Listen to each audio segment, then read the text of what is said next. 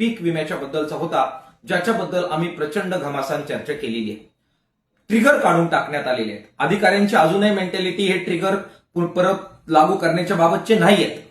तिथे ते जाणवलं. मात्र कृषी मंत्री आमच्या बाजूने बऱ्याच प्रमाणात फार आम्हाला दिसले, कारण त्यांना त्याची जाणीव होते आहे. आणि म्हणून किसान सभेनं या ट्रिगरच्या बद्दल प्रचंड युक्तिवाद केलेला आहे. विशेषतः क्रॉप कटिंग एक्सपेरिमेंट आणि थ्रेशोल्ड यील्ड याच्या आधारे जे काही लॉस एस्टिमेशन केलं जातं, पिकाच्या नुकसानीचा जो अंदाज काढला जातो, ती प्रक्रिया कशी चुकीची आहे याच्याबद्दलचा युक्तिवाद केला. विशेषतः कृषी आयुक्ताने या युक्तिवादाला प्रचंड दाद दिली आणि त्यांनी सांगितलं की हे बरोबर आहे. प्रत्येक सीझनमध्ये जर उत्पादन कमी झालं, अशा प्रकारची आकडेवारी आली तर थ्रेशोल्ड यील्ड कमी होतं. थ्रेशोल्ड यील्ड कमी झालं की सरासरी उत्पन्न आणि थ्रेशोल्ड यील्ड हे घसरल्यामुळे ते संबंधित जिल्हे हे कायमस्वरूपी पीक विम्याच्या भरपाईपासून वंचित होतात. हे जे कॉन्ट्रडिक्शन आहे, ते कॉन्ट्रडिक्शन जे किसान सभेनं मांडलं, त्याला कृषी आयुक्ताने दुजोरा दिला आणि त्या पार्श्वभूमीवर निर्णय झाला की तातडीनं कृषी आयुक्तांनी याबाबत रिवाईज प्रस्ताव तयार करावा आणि येणारी पीक विम्याची योजना ही ट्रिगर आणि बाकी सगळ्या वेगवेगळ्या गोष्टींच्या सह शेतकरी हिताची कशी असेल याच्याबद्दलचा निर्णय करावा, अशा प्रकारचे निर्देश काल देण्यात आलेले आहेत. हा मोठा निर्णय आहे. 17,500 रुपये प्रत्येक शेतकऱ्याला 2025च्या अतिवृष्टीच्या पार्श्वभूमीवर पीक विम्याचे मिळतील, अशा प्रकारचं आश्वासन त्यावेळी देवेंद्र फडणवीस साहेबांनी दिलेलं होतं. याच्याबद्दल प्रचंड चर्चा झाली. 10,000 कोटी रुपये हे बीड पॅटर्नमुळे शेतकऱ्यांचे जे आणि पीक विम्याचे जे वाचलेले आहेत, त्यातून हे पैसे देता येऊ शकतात, अशा प्रकारचा युक्तिवाद आमच्या सर्व सहकाऱ्यांनी तिथे केला. आणि म्हणून प्रचंड आक्रमकपणाने हा मुद्दा मांडल्यामुळे आता याबद्दलचा सुद्धा प्रस्ताव हा तातडीनं तयार करून येत्या मंत्रिमंडळामध्ये मांडण्याचे निर्देश देण्यात आलेले आहेत. हा मोठा निर्णय या संदर्भामध्ये झालेला आहे, त्याचं आम्ही नक्कीच स्वागत केलं पाहिजे. देवस्थान जमिनीच्या बद्दल कायदा करण्याची प्रक्रिया किसान सभेच्या नेतृत्वाखाली आणि गुरव समाज संघटनेच्या नेतृत्वाखाली जे प्रचंड लढे झाले त्याच्यामुळे सुरू झालेले आहे. लॉंग मार्च मध्ये आपण या जमिनी कसत असलेल्या शेतकऱ्यांचा आणि ज्यांना बेकायदेशीररित्या हुसकून लावण्यात आलेल्या आहेत त्यांच्या शेतकऱ्यांचा मुद्दा घेतलेला होता. त्या पार्श्वभूमीवर आता ही कायद्याच्या प्रक्रियेची जी समिती आहे, त्याच्यामध्ये 4 प्रतिनिधी किसान सभेचे आणि गुरव समाज संघटनेचे हे घेण्याची मागणी होती. ती मान्य झालेली आहे. तातडीनं निर्देश देण्यात आलेले आहेत आणि आमचं काय म्हणणं आहे, शेतकऱ्यांचं काय म्हणणं आहे, ते आम्हाला आता कायद्याच्या रूपानं हे करता येईल. ही एक मोठी घटना काल घडलेली आहे.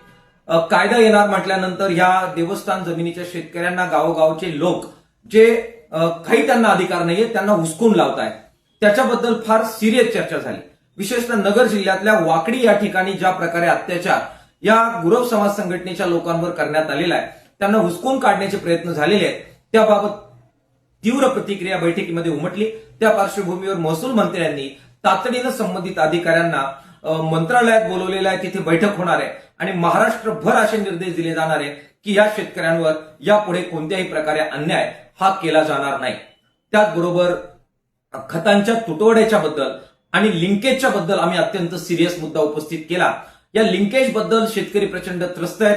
युरिया मिळत नाही यासाठी रांगा लागलेल्या आहेत. याबद्दल एक मास्टर प्लॅन हा केला जातोय.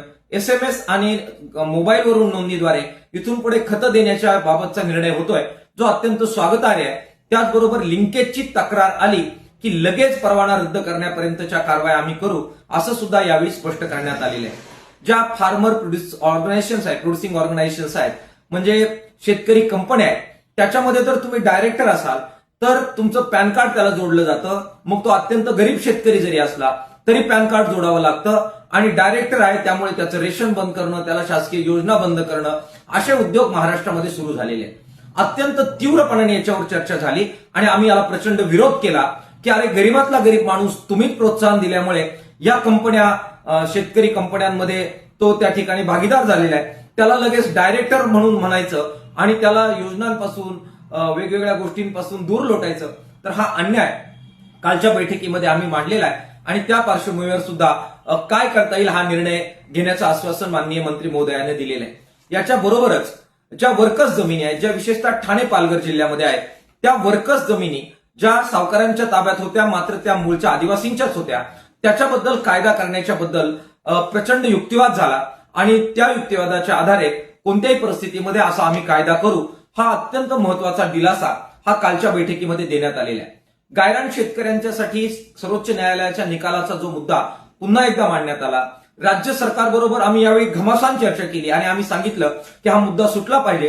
केवळ कोर्टाचा निर्णय म्हणून चालणार नाही, त्या विरोधामध्ये, त्या निर्णयाच्या अपिलामध्ये किंवा स्वतंत्रपणाने काही महाराष्ट्र सरकारचं म्हणणं म्हणून न्यायालयामध्ये जाण्याचा निर्णय हा राज्य सरकारने घेतलेला आहे आणि तो या सगळ्या आंदोलनाचा फार मोठा विजय आहे. तातडीने याच्याबद्दल एक अभ्यास गट नेमला जाईल. त्याच्यामध्ये मोठा एखादा चांगला अभ्यासू वकील हा दिला जाईल आणि त्या निर्णयाच्या विरोधामध्ये दाद मागण्याच्या दृष्टिकोनातून आपल्याला गायरान जमिनी शेतकऱ्यांच्या बद्दलचा निर्णय झालेला आहे. त्याचबरोबर घरांच्या तळजमिनी 2011च्या अगोदरच्या पात्र करण्याच्या बद्दलचा जो निर्णय आहे त्याच्या अंमलबजावणीवर सुद्धा अत्यंत सविस्तर चर्चा झालेली आहे. विशेषतः नियमित कर्जदारांना 2 लाखापर्यंत दिलासा द्या आणि त्याचबरोबर वंचित शेतकरी वेगवेगळ्या कारणाने राहिलेले होते त्यांना दिलासा द्या. सिबिल शेतकऱ्यांचं खराब करू नका. पीक विम्याचे ट्रिगर लागू करा. त्याचबरोबर 2025 मध्ये जी अतिवृष्टी झाली त्याच्यामध्ये 17,500 रुपये हे पीक विमा म्हणून देण्याचं सांगितलं होतं, ते द्या. या सगळ्या प्रश्नांची चर्चा काल झालेली आहे. किसान सभा अत्यंत जीव काढून रस्त्यावरचा पण संघर्ष करते आणि प्रत्यक्ष बैठकीमध्ये जो युक्तिवाद करायला पाहिजे, अभ्यासपूर्वक मांडणी करायला पाहिजे, सरकारच्या गळी हे प्रश्न उतरायला पाहिजे, याच्याबद्दल सुद्धा संघर्ष करते आहे. मला शेतकऱ्यांना आवाहन करायचंय की अशा संघटनेच्या आपण मागे उभे राहिले पाहिजे, सभासद झालं पाहिजे, या लढ्यामध्ये पण आपण सहभागीदारी केली पाहिजे. नियमित कर्जदारांचा मुद्दा अजून प्रलंबित आहे, तो लढा येत्या काळात आपल्याला तीव्र करावा लागणार आहे. 30 तारखेपर्यंत प्रचंड ताकदीनं ठिकठिकाणी निदर्शनं करणं, निवेदनं देणं, सरकारच्या मंत्र्यांना भेटणं, अधिकाऱ्यांना भेटणं, तहसीलदार साहेबांना भेटणं, त्यांच्या माध्यमातून मंत्री महोदयांपर्यंत निवेदनं घेऊन जाणं, आमदार खासदार यांना भेटणं आणि आपलं म्हणणं या नियमित कर्जदार शेतकऱ्यांनी प्रचंड ताकदीनं मांडण्याची आवश्यकता आहे. पीक विम्याच्या ट्रिगर बद्दल सुद्धा भांडण्याची आवश्यकता आहे. तुम्ही ते सर्वजण कराल अशा प्रकारचा विश्वास व्यक्त करतो. किसान सभेवर प्रचंड ताकदीनं आपण विश्वास ठेवाल आणि सहभागी व्हाल अशा प्रकारची अपेक्षा या संदर्भामध्ये व्यक्त करतो. धन्यवाद. इन्क्लाब जिंदाबाद.